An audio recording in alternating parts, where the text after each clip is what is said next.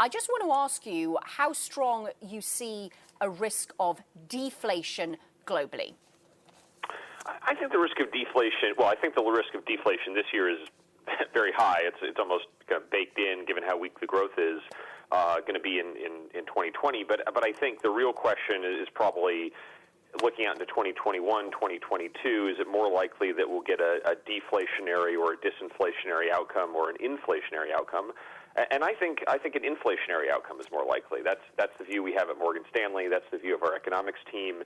And I think it's driven by both the unprecedented policy easing we're seeing out of central banks, the unprecedented fiscal stimulus we're seeing out of governments, and the fact that we do think growth will be better by 21, 22, close some of that output gap and drive more inflationary pressure into the market.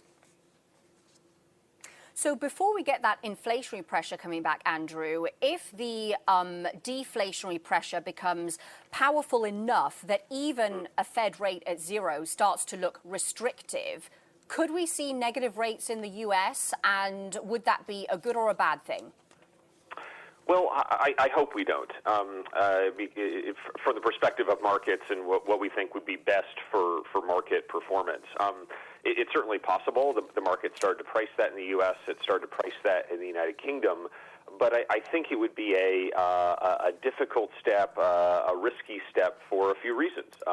First, I don't think the track record of negative rate policy looks particularly successful, if we're being honest. If we look at countries that have implemented negative interest rates, they've generally had underperforming economies, underperforming loan growth, underperforming stock markets relative to countries that have not. And I think that indicates that there are a lot of negative externalities to negative rates, that it can disrupt the financial system, it can disrupt lending, it can affect confidence, it can negatively affect consumer sentiment. It can do a lot of things that actually tighten financial conditions, even if the goal is to ease financial conditions. And I do think the Fed, I do think the Fed thinks this way. I think that explains the Fed's long-standing reluctance to negative rates, which goes back well into the last financial crisis, into the time of Bernanke.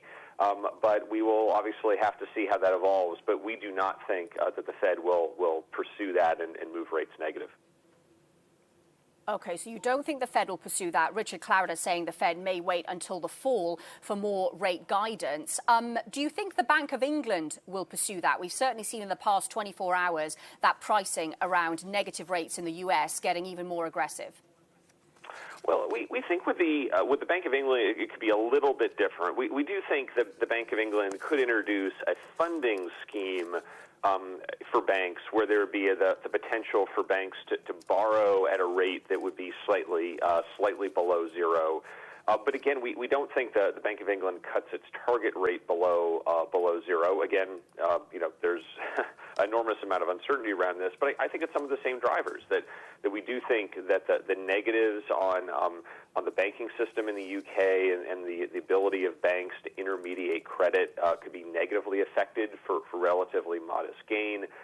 It can be a negative impact for consumer sentiment because obviously the focus becomes on, well, why is the central bank taking this action? Does it indicate the economy is worse than I expected? I think there are a number of factors that I think reasonably would give the Bank of England pause, and I also think timing could matter here. That by the time, if we're looking forward a couple of months, I do think some of the data will start to look less bad, and that could remove some of the impetus to take such drastic